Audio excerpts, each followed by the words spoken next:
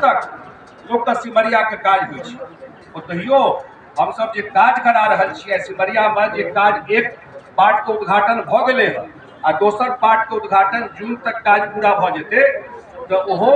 हर के पौड़ी जे छै हरिद्वार में ओहि सब बढ़िया सिमरिया घाट जून के बाद देखबे तो चिन्हबो नहीं करबे सिमरिया घाट या रहे से कार्य भ रहल छै। तो हम तो यह आग्रह करे सबका नजर छै झंझारपुर संसदीय क्षेत्र पर 4 लाख पार छै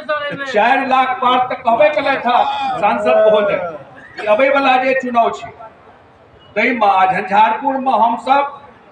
6 में 5 विधायक छी। एकटा तो हमर लक्ष्मेश्वर राय जी कनी वोट से हार गए लौखा से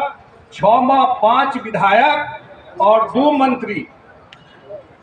एक राज्यसभा सांसद नीतीश